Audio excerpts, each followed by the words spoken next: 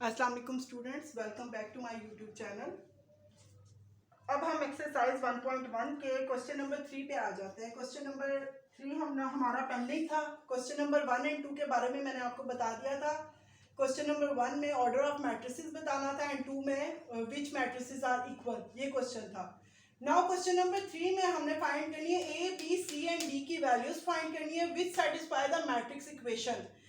Values find करने के लिए ये हमें मैट्रिक्स जो दो दिए हुए हैं इनकी जो कंडीशन गिवन है वो सेटिस्फाई होनी चाहिए।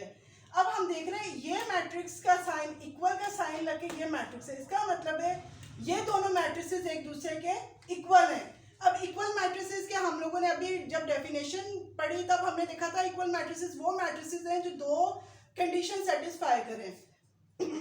अगर ऑर्डर देखा जाए इस मैट्रिक्स का ऑर्डर नंबर ऑफ रोज कितनी है 2 एंड नंबर ऑफ कॉलम्स कितने हैं 2। मैंने कल ये जो लास्ट वीडियो थी उसमें भी बताया था जब दो आइटम्स प्लस या माइनस के साइन से अटैच्ड हो वो 1 एंट्री कंसीडर होते हैं। इसका भी ऑर्डर क्या है 2 रोज एंड 2 कॉलम्स। इसका मतलब है पहली कंडीशन सेटिस्फाई, दूसरी कंडीशन में अभी ए और सी मिसिंग वैल्यूज हैं। हमें आइडिया कैसे हो सकता है ये इक्वल है कि नहीं इक्वल, लेकिन क्वेश्चन में दे दिया गया है कि ए बी सी और डी की वैल्यू फाइंड करें अगर ये दोनों मैट्रिसेस मैट्रिक्स इक्वेशन की जो कंडीशन है वो सेटिस्फाई करें, यानी कि बीच में इनके इक्वल का साइन है। इट्स मीन ये दोनों मैट्रिसेस एक दूसरे के इक्वल है।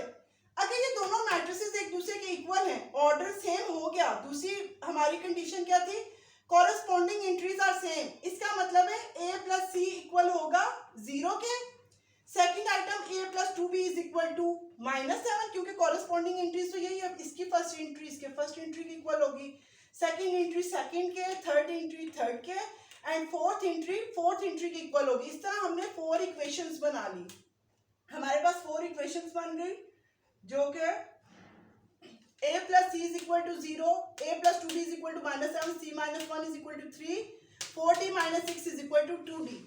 अब हम 1 बाय 1 इक्वेशंस लेंगे, लेकिन अगर हम फर्स्ट इक्वेशन को देखें इस इक्वेशन में 2 अननोन्स है, मींस हमें a की वैल्यू भी नहीं पता और c की वैल्यू भी नहीं पता।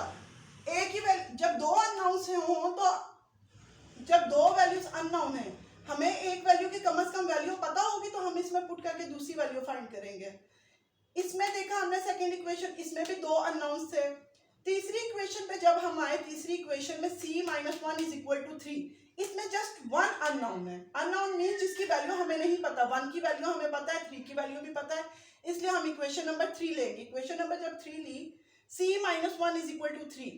अब c हमने फाइंड करना है, c के साथ 1 क्या हो रहा है माइनस, इक्वल के उस साइड पे 1 प्लस हो जाएगा, c is equal to 3 plus 1, c is equal to 4।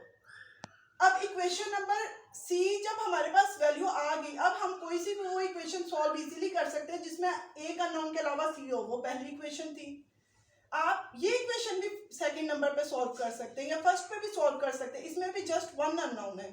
हमारी अपनी प्रेफरेंस है हम किसे सॉल्व करते हैं। A plus c is equal to 0, हम फर्स्ट इक्वेशन लिए a plus c is equal to 0, a plus c की वैल्यू 4 थी, 4 वैल्यू इधर पुट की, a plus 4 is equal to 0, जिससे हमने फाइंड करना होता है उसे हमने इक्वल के एक साइड पे अकेला करना है।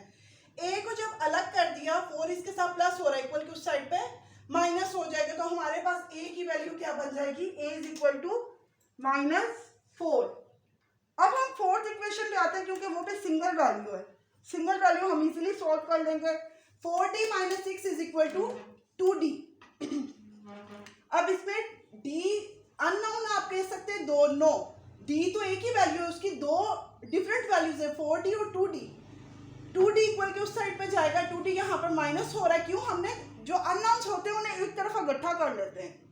2d इक्वल के उस साइड पे जाएगा, -2d हो जाएगा, और यहाँ पर सिंपल जो कांस्टेंट है -6 इक्वल के साइड पे आके +6 हो जाएगा।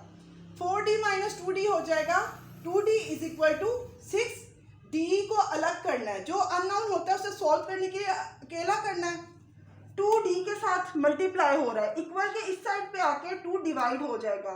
जो चीज़ एक साइड पे मल्टीप्लाई हो रही है इक्वल के इस साइड पे जाके वो डिवाइड हो जाएगी, और जो चीज़ डिवाइड हो रही है वो इक्वल के दूसरी साइड पे जाकर मल्टीप्लाई हो जाएगी। प्लस वाली वैल्यू उधर जाके माइनस हो जाएगी एंड माइनस वाली वैल्यू उधर जाके प्लस हो जाएगी। वही रूल यहाँ पर लगा, 2 यहाँ पर आके डिवाइड हो गया, d की वैल्यू भी आ गई 3।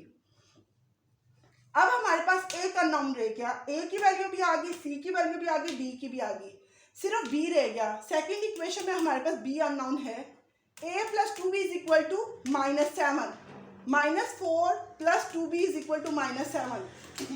ए की वैल्यू जो हमारे पास गिवन थी हमने वो पुट की, -4 plus 2b is equal to -7। Constant terms एक तरफ चली जाएंगी, -4 उधर जाके +4 हो गया और आंसर हमारे पास -7 + 4 का -3 आ जाएगा।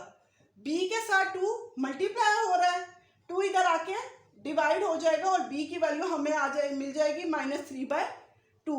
इसी तरह इस क्वेश्चन में हमने a की वैल्यू आ गई -4, b की वैल्यू -3/2, c की वैल्यू इज 4 एंड d की value is 3। All 4 terms are find it. अब हमारे पास एक्सरसाइज 1.1 कंप्लीट हो चुकी है। एक्सरसाइज 1.2 की कुछ प्रॉपर्टीज़ जो हैं हम लोगों ने रो मैट्रिक्स, कॉलम मैट्रिक्स और बाकी जो टाइप्स पढ़ी थी मैट्रिसेस की वो कर ली थी। अब जो है हमारे पास प्रॉपर्टीज़ मैट्रिसेस की रहती है, सिमेट्रिकनेस एंड स्क्यू सिमेट्रिकनेस। इंशाल्लाह ताला हम नेक्स्ट लेक्चर में वो देखेंगे। अगर आपको ये वीडियो हेल्पफुल लगी हो तो काइंडली सब्सक्राइब कीजिएगा एंड बेल आइकन प्रेस कीजिएगा। थैंक यू, अल्लाह हाफिज़।